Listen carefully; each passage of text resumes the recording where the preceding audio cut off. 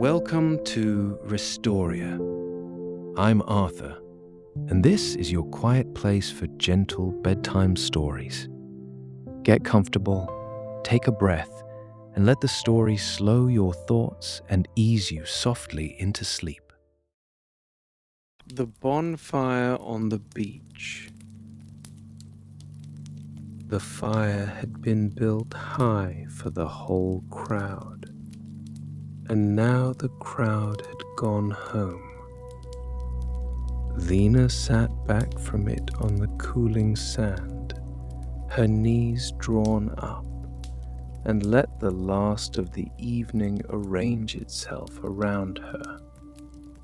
The flames had dropped from the roaring thing they had been at dusk to something lower and steadier. A loose heap of orange coals with a few tongues yet working at the driftwood. It crackled once, then again, a little dry sound under the wider wash of the tide. That was the whole of it now. The fire and the sea taking turns.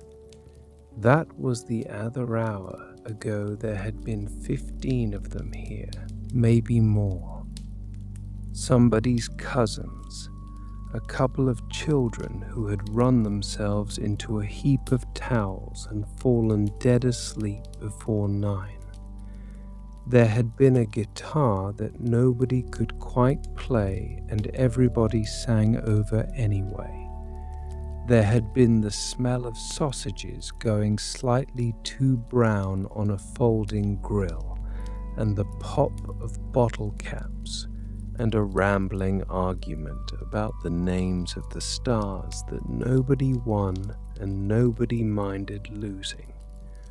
All of it had drifted off up the beach in 2s and 3s, car doors thudding somewhere beyond the dunes, voices thinning, until the last of them had hugged her and told her not to stay too long, and gone. She had told them she would put the fire out and follow. That had been true when she said it. Then she had sat down to wait for the flames to die enough to bury, and the sitting had turned into something she was in no hurry to leave. The inner sand held the heat of the day underneath its cooler top layer. When she pressed her palm flat and let it sink an inch, the warmth came up to meet her fingers, stored there from a full afternoon of sun. The beach was giving the day back by degrees, as the coals gave back the driftwood, as she supposed she was giving back the noise of the evening, breath by breath. The tide was coming in. She could hear it more than see it now, the water folding onto the flat sand and drawing back with a hiss of little stones. The tide came a little higher than she could quite trust her eyes to confirm, the line of wet sand creeping up by a hand's width every few minutes. There was no rush in it. The sea had all night to reach the fire, and it knew that, and it came on at its own even pace, one broad fold of water after another. She liked being on the beach at exactly this hour, when the water turned from a thing you looked at into a thing you listened to. She fed a last piece of driftwood onto the coals, a grey, twisted length worn smooth by years in the water. It caught by degrees, the salt in it burning with little spits of blue and green before the ordinary orange took over. She had gathered a little pile of these earlier, walking the tide line with the children while the day was good yet, all of them stooping for the driest pieces and passing the strange ones round to be admired. One of the boys had found a plank with an iron ring bolted through it and carried it back like treasure. One of the boys had found a plank with an iron ring bolted through it and carried it back like treasure. It sat at the edge of the fire now, too good to burn, waiting for somebody to remember to take it home. Waiting for somebody to remember to take it home. The blanket she had brought was the old tartan one from the boot of the car, the one that had gone to every beach and every football touchline and every late bonfire she could remember. Walking, it had a burn at one corner from a firework years ago, and a fringe that had knotted itself past all untangling. She pulled it up over her shoulders and tucked the loose end under her feet. The wool smelled of wood smoke and salt and faintly of the inside of the car. Wrapped in it with her back to the cooling dunes and her face to the coals, she was as content as she had been all week. Above the fire, the smoke went up straight for a while, then leaned inland where some slight movement of the evening air took it. There was almost no wind. The wool stood up tall and unhurried instead of streaming sideways, and the sparks that lifted off them rose in lazy spirals and winked out one by one before they reached the height of the dunes. She watched a single ember climb higher than the rest, a little traveling coal of fire, until it faded into the gathering dusk over the sea and she lost it among the first of the stars. The day was almost gone from the west now. There was a band of deep green low over the water where the sun had been, and above it the sky climbed through blue into something nearer black, and the first few stars had come out without her marking the moment they arrived. They were just there, as they always were, as if they had been waiting behind the daylight all along for it to thin enough to let them through. The evening's argument about their names came back to her and made her smile. She knew 3 of them for certain and was willing to make up the rest. Down the beach, a good way off, the lamps of the town had come on. A string of them followed the curve of the front, gold and far, and one of them, higher than the others, must have been the lamp over the harbour steps. Must have between here and there the sand ran on empty, pale in the last of the day, marked with the day's footprints that the tide was already beginning to take back. She was the only fire left burning on the whole stretch. Earlier there had been 2 others, far off, but they had gone out one after the other while she was not looking, and now there was only hers. She reached for the flask she had kept back from the general packing up, unscrewed the cup from the top of it, and poured out the last of the tea. It had gone from hot to barely more than tepid in the hour since she made it, stewed and strong and a little smoky from sitting near the fire. She drank it anyway, both hands round the cup, and it tasted of exactly this, of beaches and late fires and the ends of good unhurried days. the steam that should have risen off it did not. It was that kind of heat now, the kind you hold more than drink.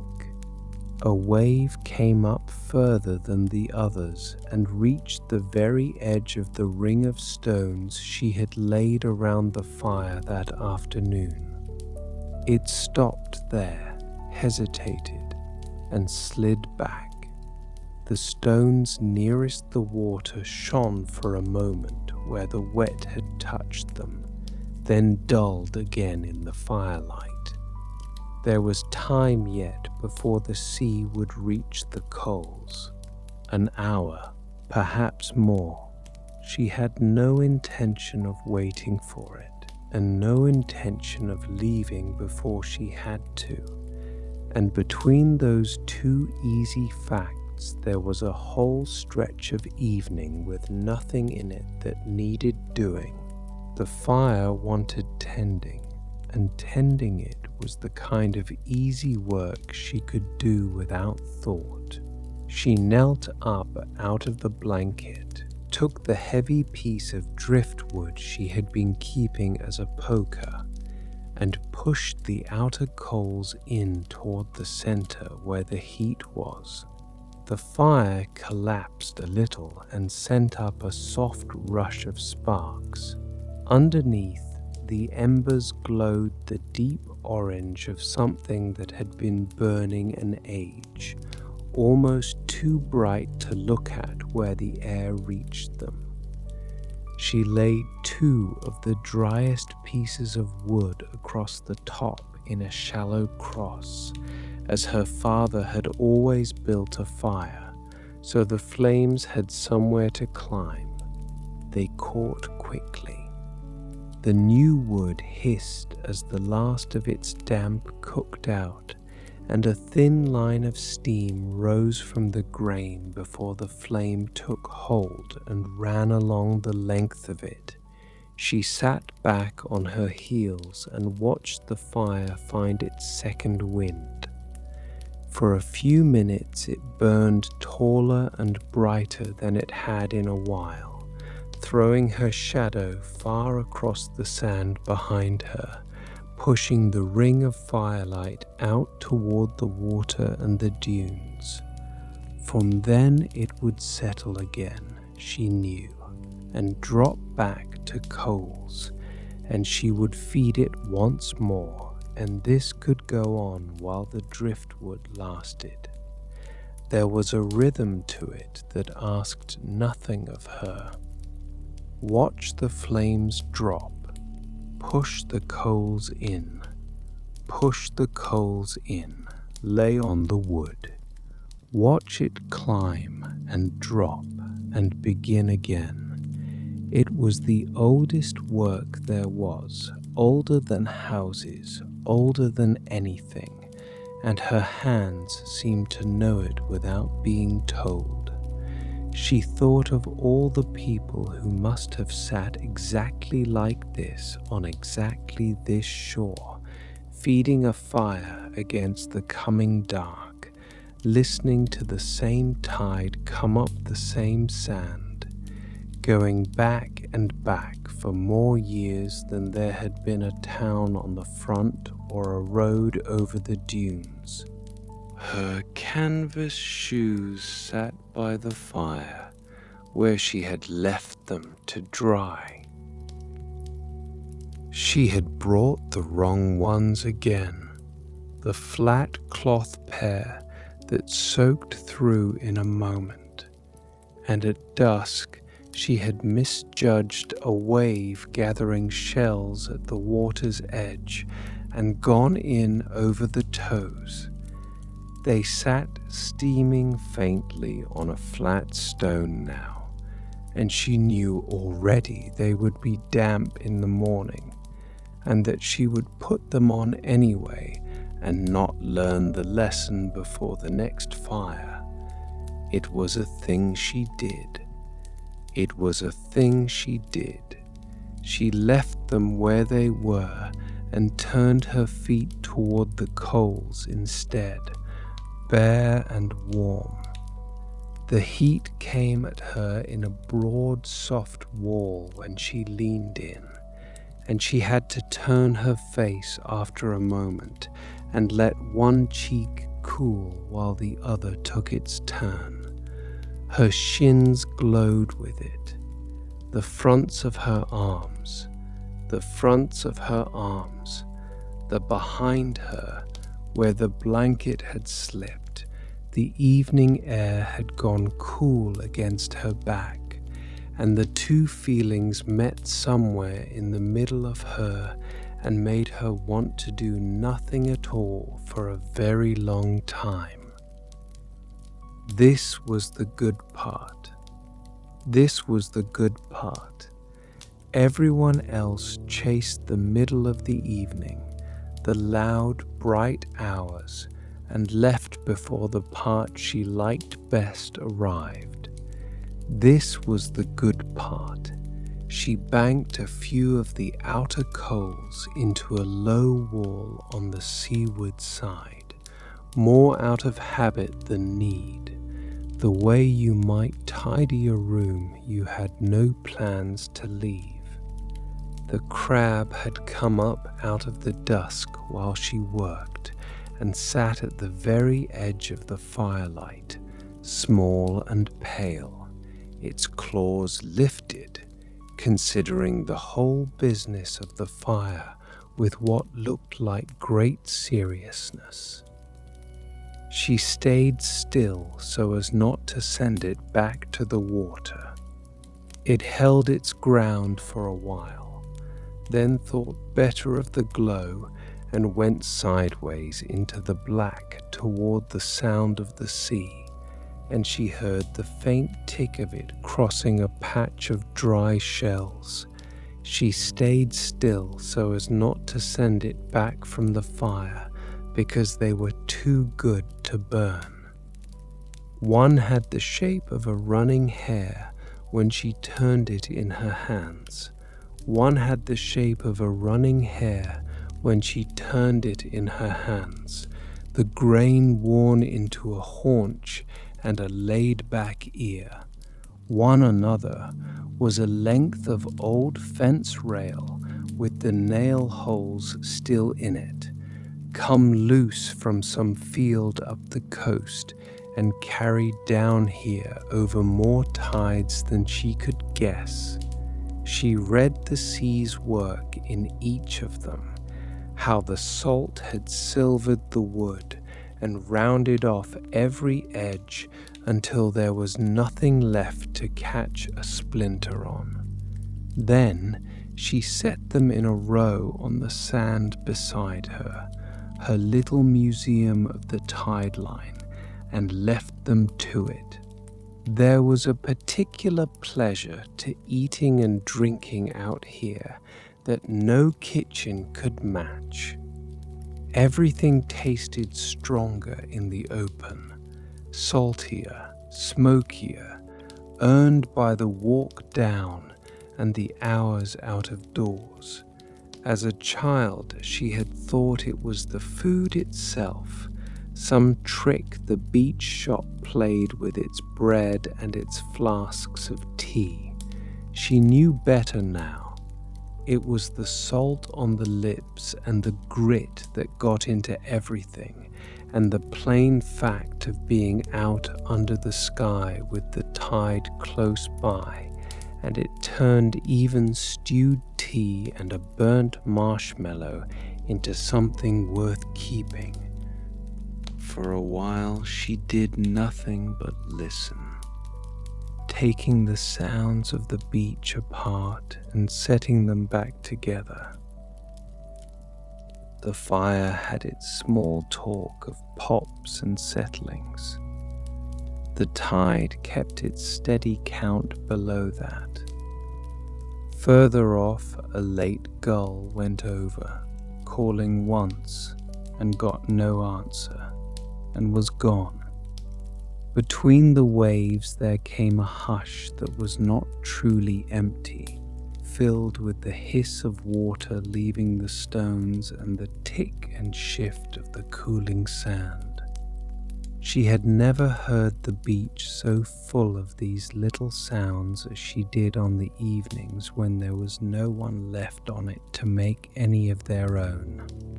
When she leaned in over the coals, they were a country of their own. Fridges of grey ash with cracks of orange running under them where the heat still lived. Here and there a piece of wood kept the shape it had come in with, a branch or a plank, holding together as pure ember until a touch of the poker sent it down into glowing crumbs. She pushed at one and watched the sparks lift and travel and go out. It could have held her attention half the night, that shifting country of heat, changing and never once the same. The flask was empty and the cup was drained, so she screwed them back together and set them in the sand where she would not forget them. There was a bag of marshmallows somewhere too, mostly gone, abandoned by the children when sleep took them faster than sugar could.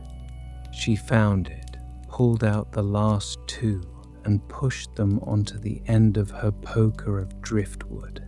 She held them over the coals and turned them, not to burn them as the children liked, but to bring them by degrees to gold, the outside going crisp and the inside turning to a melting thread. It was a little foolish thing to do alone. She did it anyway. She the first one she ate too soon and burned the roof of her mouth a little, and laughed at herself out loud, a short sound that went nowhere in all that open air. The second she let cool on the stick, balanced across the ring of stones, and forgot about while she watched the fire. The tide had come up another few feet. She could hear the difference in it now, the waves breaking closer, the draw of the stones a little louder each time. Somewhere out on the water a light moved, low and steady, a late boat making for the harbour, and she followed it with her eyes until the dunes cut it off. When the flames dropped again, she did not rush to build them up. Further off, she let them go this time, down to the working coals, and the ring of light drew in close around the fire until it was just herself and the heat and a few feet of glowing sand. Beyond that, the beach had gone fully to dark, and the sky had filled in with stars while she was busy with the marshmallows. More of them now than she could have counted if she had wanted to. She lay back on the blanket with her feet toward the coals and looked straight up, and the whole turning wheel of them was there, turning without a sound. The sand held her the way a good chair holds you, taking the shape of her shoulders and the backs of her legs, still holding the buried heat of the afternoon underneath. She folded her hands on her middle and felt her own breathing lengthen to meet the tide. In on the wave coming up, in on the draw of it going back. She had not planned it and could not have stopped it, the two rhythms finding each other, and once they had found each other, she stopped keeping track of which was the sea and which was her. She had been coming to this beach her whole life, not this exact fire, but this shore, this curve of sand under these same dunes, since before she was old enough to remember arriving. Her grandmother had brought her down when she was small, the two of them on the early bus with a basket between their feet, and they had stayed until the last of the day every time, well after the day families had packed their windbreaks and gone.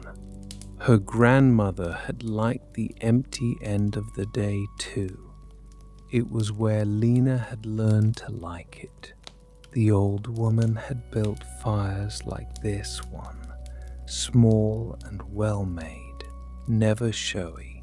She had a way of laying the wood that Lena's hands had copied without ever being taught in words. Cross the first pieces, leave room for the air, feed it a little at a time and it will keep you all night. Pile it high and it will roar for 10 minutes and leave you cold. Lena had watched her do it 100 times, crouched with her chin on her knees, and somewhere in all that watching the knowing had passed across from the old hands to the young ones, without either of them marking the day it happened. They had cooked on those fires, proper things, not just marshmallows.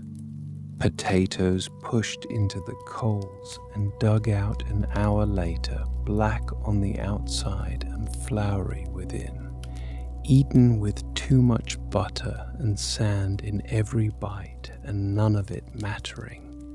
Once a whole fish a neighbor had given them, wrapped in wet paper and laid on the embers, and Lena could call up the smell of it if she went looking. The salt and the smoke and the sweetness of it coming apart under her fingers. Her grandmother had eaten the cheek and given her the other and told her it was the best part, and she had believed it, and she still did. There had been whole stretches of doing nothing at all, which was the part she understood better now than she had then. As a child, the doing nothing had been almost too much to bear. All that stillness with the sea right there and the day going. Her grandmother would sit with her tea and say very little, and Lena would fidget and dig and ask when they were going, and be told, not yet, not yet, look at the fire. And she had looked at the fire because there was nothing else to do, and somewhere in all those evenings of being made to look at the fire, she had learned how.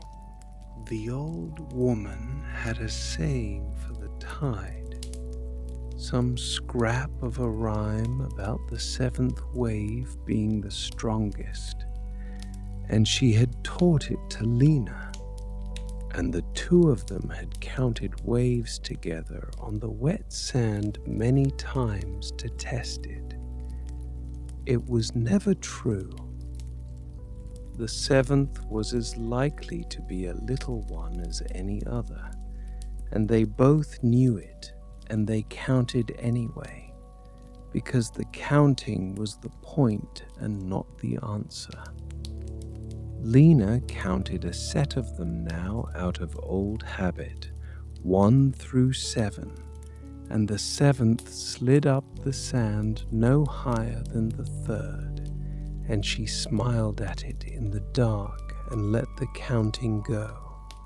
Her grandmother had been gone a good while now, time enough that the grief had worn down from the raw thing it was at first to something Lena could pick up and hold without it cutting her, the way the sea wears a broken bottle down to a piece of smooth glass you would put in your pocket.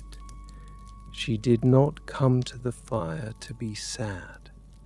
She came to it because the old woman was here, in how the wood was laid and the tea was stewed and the last light was waited for, and sitting by the coals was a way of sitting with her that asked for no words and gave no pain. She wondered, not for the first time, whether some child of her own or of someone else's would sit by a fire on this beach one day and lay the wood in a cross without knowing where the habit came from. It seemed likely. Long to fire, fire to fire, these things travelled quietly, hand to hand, fire to fire, down years and years of empty evenings on the same stretch of sand. The thought did not weigh on her.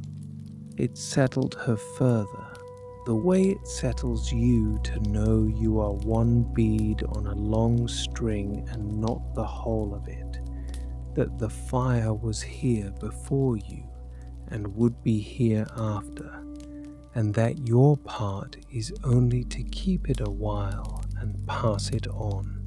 A piece of the wood shifted and sank, and the memory loosened its hold and drifted off as the smoke had, leaning inland, thinning, gone.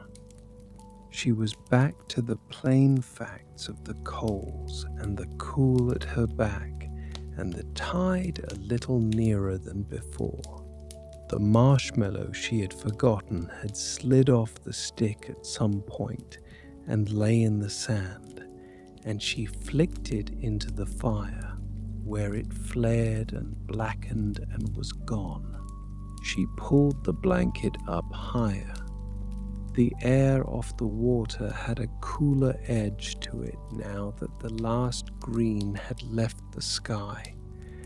The town lights along the front had thinned as well. Whole windows had gone out up there while she lay looking at the stars, the front settling towards sleep house by house, until only a scattered few were left burning, and the lamp over the harbour steps, and the sweep of something far out that might have been the light on the point. She counted the lit windows as she had counted the waves, not to arrive anywhere, just to have the numbers move through her, and lost her place halfway and did not start again. For a while, the only movement anywhere was the fire and the water. Then, far up the beach toward the town, a little light began to swing and grow. A torch or a lantern, bobbing along at the pace of someone walking without any hurry. It came on slowly, and after a time she could make out the shape behind it, a man in a heavy coat with a dog trotting loose ahead of him, the dog stopping every few yards to read the sand and then loping on to catch up. They were in no more of a rush than she was. The tide line was theirs and the fire was hers, and there was room on the beach for both.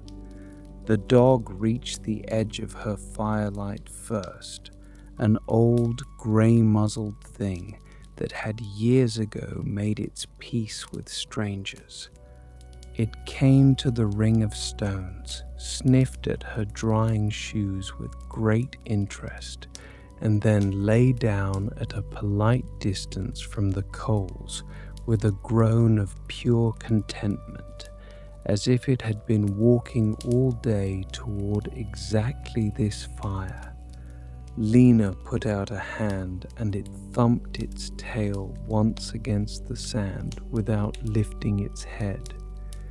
That was the whole of the introduction, and it was enough for both of them. The Hunkiel said the little fake torch further some explosions.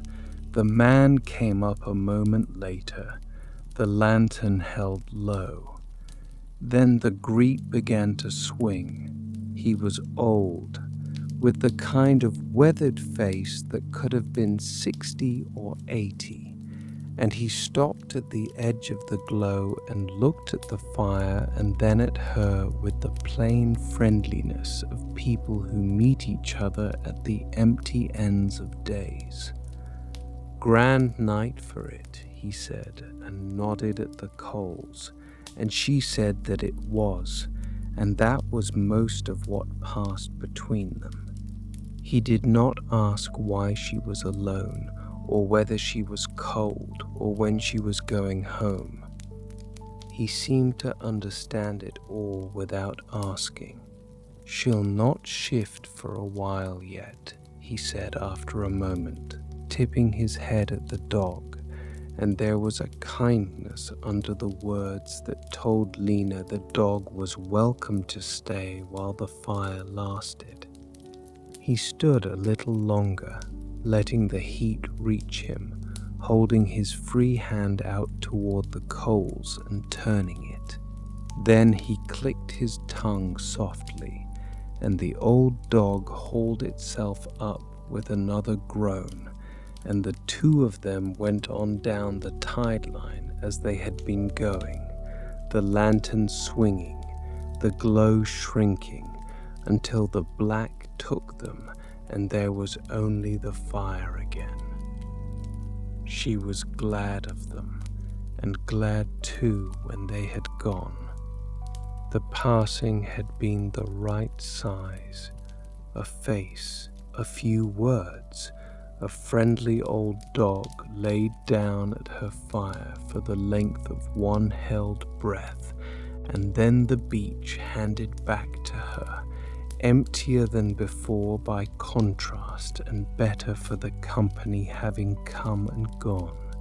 She thought she might see the lantern again far off, a spark against the dunes, but the beach curved away and it did not come back into view, and she stopped watching for it and turned again to the fire.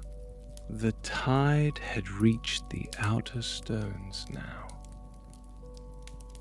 A wave came up while she watched and ran its thin edge into the ring, and where it touched the warm stones it hissed and threw up a little breath of steam that the firelight caught. It drew back. Another came, not as far. Another came. The sea was close but not in earnest yet, testing the ground, taking a stone's width and giving it back, as it had all night.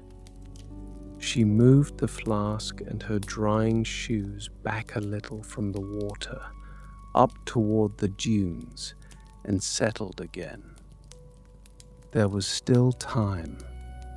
Not a great deal, but enough. The fire had burned down to a broad bed of coals with only a few low flames left walking over the top of it. It gave less light now and more heat, a deep, steady red that pulsed brighter when the air moved across it, and dimmed again when the air went still. She did not feed it. Cece said the wood left, a piece or two, but she found she wanted to let it go down now, to sit with the coals as they were, rather than call the flames back up. The evening had turned some corner while the man and his dog passed, and on the other side of that corner was the part where things end, and she was ready for it, and in no hurry. In no hurry. Overhead the stars had thickened until the faint band of them ran clear across the whole sky, from the dunes at her back out over the water and down to the dim line where the sea met the sky. The green had gone entirely from the west. There was no moon, or not yet, and without it the stars had the sky to themselves and used all of it. She lay back once more and let them fill her eyes. She lay back once more and let them fill her eyes. A single one crossed the whole width of them in a moment and was gone before she could say so out loud, and she smiled that she had been the only one to see it, and made no wish, because she could not think of a thing she wanted that she did not already have on this beach. From where she lay, the world arranged itself in bands. Closest was the fire, its red bed of coals and the ring of stones going dull and bright with the pulse of the heat. Beyond that, the pale reach of sand, narrower now, the tide eating into it wave by wave. Then the water itself, black and moving, catching a thread of starlight here and there on the backs of the swells. Then the broad dark of the open sea running out to the edge of things. Then over all of it the sky, deep and crowded and turning, so that lying still on the sand, the day's heat in it, she had the whole of it stacked above her, fire to stone to sand to sea to stars. She let her attention travel out along those bands and come back. Out past the fire to the water. Out past the water to the point, where the far lamp swept its slow arc across the dark, on and off, counting out the same measured seconds it had counted her whole life. Out past the point to the places she could not see, the other beaches and the other bays curving away north for 100 miles, each of them unlit now, each of them with its own tide coming up its own sand under these same stars. And then back again, all that distance folding up in a moment, home to the little red core of the coals a few feet from her hands. It ought to have made her feel small, all that black water and all those miles of empty shore, and once it might have. Tonight it did the opposite. Tonight it did the opposite. The bigness of it held her rather than shrank her, the way the walls of a great room can make you feel more at home than a little one, not less. She was a warm point on a cooling beach under a wheeling sky, and that was a fine thing to be, and enough. Not the tide would come up and put the fire out whether she watched it or not. The stars would turn whether she named them or not, and there was a deep ease in that, in being one small tended thing among all the untended dark. The sea had a sound for every part of itself, and lying there she could pick them apart if she tried. The near break, the fold and slap of the wave meeting the flat sand. Under it, the drawn hiss of the water sinking away through the stones. Under that again, further out, a deeper and steadier note, the whole body of the sea breathing against the land, older and lower than any single wave. Understood. She stopped trying to pick them apart and let them run back together into the one wide sound they made. The sound that had been under the whole evening, under the singing and the talk, and was left now with nothing on top of it, plain and full and going on. Her eyes had grown so used to the dark that the stars seemed to multiply the more she looked, faint ones surfacing between the bright ones, and fainter ones behind those, until the sky was less a scatter of points than a kind of silver dust laid across the black. The band of it thickened toward the top of the sky into that pale road the old people had 100 names for. Her grandmother had called it the road home. Lena had never known if that was a real name or one the old woman had made up, and had never wanted to find out badly enough to spoil it. She looked at the road home now and let the name be true. A wave came up and reached the first of the stones, and this time did not draw fully back. A thin skin of water stayed among them, shining, and the next wave topped it, and the one after that came into the outer ring and lapped at the edge of the coals. There was a slight hiss, and a puff of steam went up white against the black and was gone. The sea had arrived, not with any rush, just the plain fact of it, the tide keeping the appointment it had been keeping all night, come at last to the fire.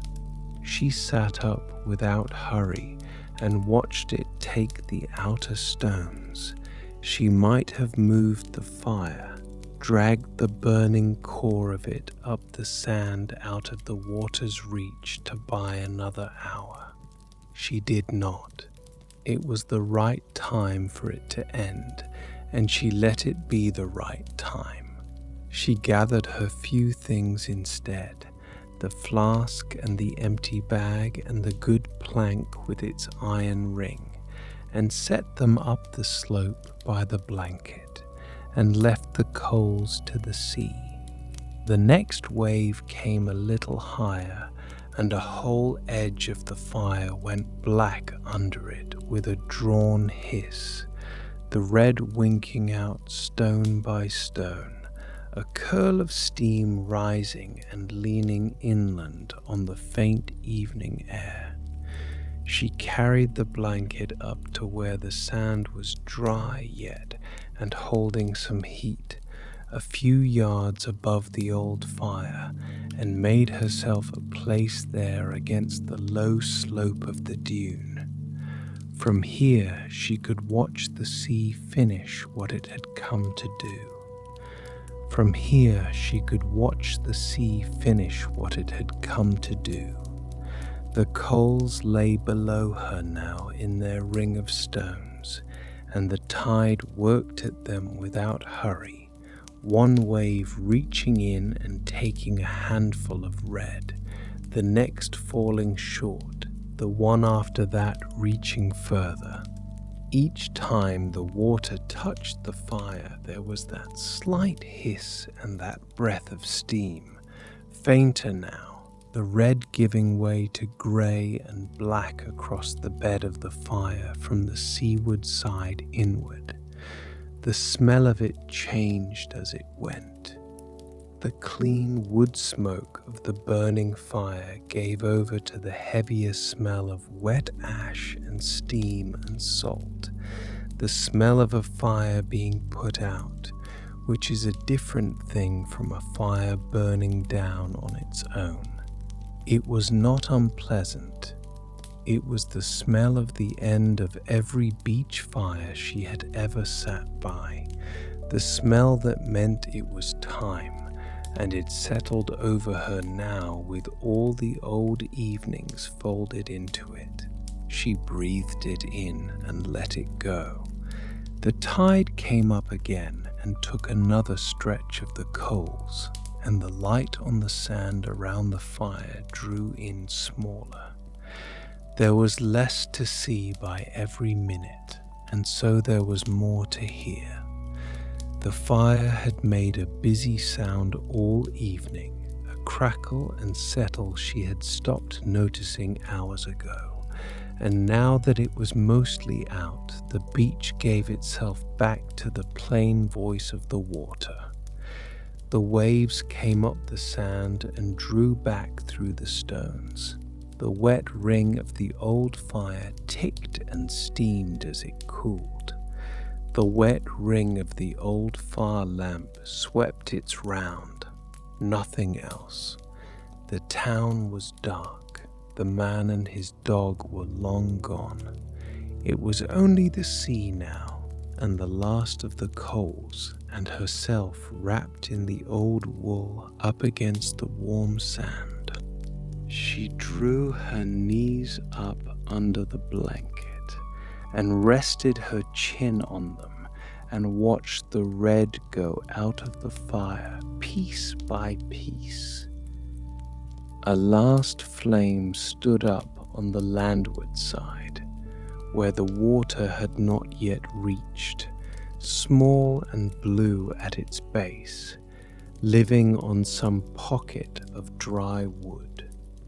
It burned by itself for a while, the only bright thing left on the whole beach, and she kept it company. Then a wave came further than the rest and ran in under it, and it guttered and shrank and lifted once more as if to say something, and went out. A thread of smoke rose from the black where it had been. The beach went one shade darker all at once. Her eyes took a moment to find the world again without the fire in it. Then they did, and it was all there, laid out in starlight. The pale sand, the moving water with its threads of light, the dunes at her back, a soft black wall, the sky more crowded than ever now that no fire stood between her and it. It had not been the fire holding the dusk off after all. The evening had been here the whole time, wide and calm and full of stars, and the fire had only been a little lit room she had kept inside it for an evening. And now the room was gone, and she was out in the whole of it, and it was kind. The warmth stayed with her even so. The sand under the blanket held the day's heat still, and the wool held her own, and where the fire had been, the stones would hold their heat for an hour yet, their heat leaking back into the cooling ground. She could feel the tiredness in her now, the good heavy kind that comes at the end of a day spent outdoors, settling into her legs and her shoulders and the backs of her eyes. She did not fight it, and she did not give in to it. She sat in the middle of it, wrapped and easy and watching the sea, and let it rise around her at its own pace, as the tide had risen around the fire. The tide had reached the ring of stones fully now, and moved among them, and where the coals had been, there was only a wet black patch that the waves smoothed over a little more with each pass. Soon there would be no sign of it at all. Soon there would be swept clean and level, the fire and the footprints and the whole evening taken back into the plain face of the beach, and someone walking here at dawn would never know a soul had sat out the night. The thought was a kind one and not a sad one. The sea kept nothing and lost nothing. It only smoothed things over and went on, and there was rest in watching it do that, rest in being smoothed over too. She leaned back into the slope of the dune and let it take her weight. The sand shaped itself to her again, mild at first touch and cooler underneath. The blanket was tucked close. Her hands lay quiet in her lap. Overhead the stars turned their old turn, and below them the tide came up the sand and drew back, and came up and drew back, and she stopped marking where one wave ended and the next began. There was nothing left to tend, nothing left to wait for, only the sound of the water and the heat at her back, and the whole wide night keeping its slow appointments without her having to lift a hand. The moon came up late and low, far out over the water, where she was not looking until it was already there. It rose out of the sea itself, a great dull coin the color of the coals had been, heavy and low above the dim line where the water ended. For a while it seemed to rest on the sea, too big and too near, before it lifted clear and began the long climb. The red went out of it as it rose. It paled to gold, then to a plain worn white, and the stars nearest it dimmed and gave it room, and the whole beach came up out of the black into a thin grey glow that had not been there a moment before. It laid a road of silver across the water, straight out from the shore to the place it had risen, a broken track of silver that moved and mended itself on the backs of the waves. The track came right into the sand at her feet, wavering, never still, breaking apart where a swell lifted and closing again in the trough behind it. She followed it out with her eyes to the moon and back to the shore, and it seemed for a moment to be laid there just for her, a path she could have walked out over the water if the water had been the kind you could walk on. It was not. It was not. She stayed where she was and let the road shine. It was not bescript itself. The moon changed everything without waking any of it. The pale sand went paler.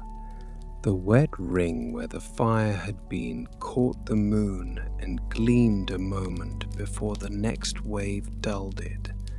The dunes at her back threw a soft grey shadow down toward the water, and her own shadow lay thin across the sand beside it, longer than she was, cast now by the moon instead of the fire.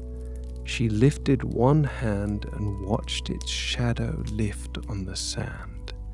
She lifted one hand and watched its shadow lift on the sand.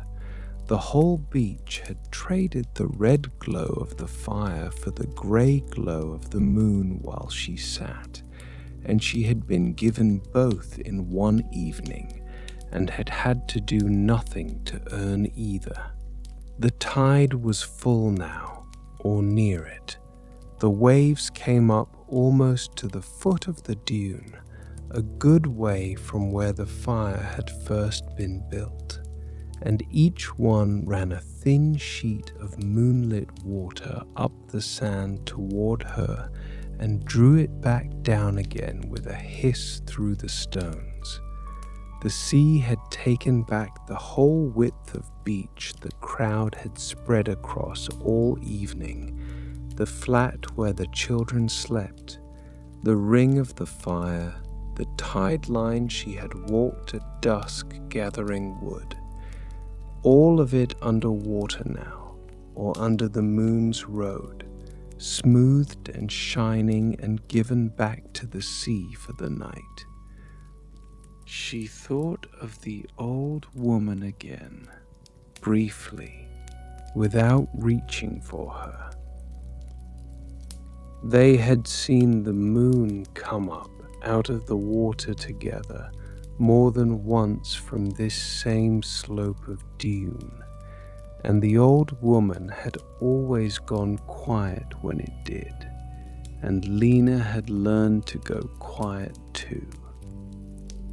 There was nothing to say to a moon rising out of the sea. You watched it, and it climbed, and the watching was the whole of it. She watched it now as she had been taught, and the old quiet came down over her, and it was company and not absence, and then it loosened and drifted off inland with the last of the smoke. The moon climbed a little higher and grew a little less, and the road it laid on the water shortened as it rose. The grey glow steadied. The grey glow steadied. The sun reflected. It was not enough to read by or to see colour by, but it was enough to see the shape of the whole bay, the arm of the point away to the south, the low hills behind the town, the pale line of surf running off north into the dark. She sat in the middle of all of it, rapt and drowsy, a watching thing on a wide-lit shore, and felt the last of the day's business drain out of her and away down the sand with the drawing water. The last heat came up out of the sand into her back and her legs, slow and even, the heat the day had left behind rising to meet the cool of the night halfway. She sat in the middle of the two of them, warm below, cool above, and herself the line where they met. Her breathing had gone deep and even without her arranging it, who in as a wave came up the sand, out as it drew back down. The sea was breathing and she was breathing with it, and she had stopped being able to tell and had stopped wanting to. Where the fire had been, there was only the dark now. The tide had it. Each wave came up over the ring of stones and smoothed the sand a little flatter, and drew back, and left it shining for a moment under the stars before the next one came. There was no red left anywhere. There was no smoke, only the wet stones cooling, and the plain black water moving over them, patient, taking its time. She watched it without needing it to do anything. It was doing the only thing it did. It was enough to watch. The stars were very bright and very far. She let her eyes rest on them and grow heavy and half close, and the points of the stars softened and ran together into a low glow across the top of the dark. When she opened them again, the stars grew clear again. She did this without meaning to, the eyes closing and opening on their own, each closing a little more than the one before. The night did not change while they were closed. The tide came up. The tide went back. The tide went back. The night the heat held at her back. It was all there each time she came back to it. The blanket smelled of wood smoke and salt. The sand was warm under her hands. Somewhere below her, the small waves folded onto the flat, one after another, never quite the same, never quite different. She had counted them once tonight and let the counting go. She did not count them now. She did not count them now. She only heard them. Up the sand, back through the stones, up and back and back. A little breath of air came off the water and touched her face and moved on. It carried the cool of the sea, and under it, the faint last trace of smoke from the drowned fire. Then that too was gone, taken inland, thinned to nothing. The air lay quiet again. The air held. The far beam swept its round far out, on and off and on, and she let it pass across her closed eyes like something remembered rather than seen. She had counted them once tonight. Her chin had come to rest on the wool at her knees. Her hands lay open in her lap. The tiredness had risen right up now, heavy and welcome, and she leaned into the dune and let it hold her, and the sand held her, and the waves held the heat close. There was nothing more to do on the whole beach. The fire was out. The tide was in. The stars were up. Everything that had needed to happen had happened, slowly, in its own time, and asked nothing further of her now. The waves came up the sand. The stones cooled in the black. A last thread of steam lifted off the wet ring where the fire had been, rose a little way, and was gone. The water folded over the black stones and drew back, and folded over them again, smoothing the sand where the fire had burned until there was no telling it from the rest of the shore. Up above, the stars turned. Below them, the tide came in over the last warm place on the beach, and the sound of it going up the sand and back was the last sound, and it went on and did not stop.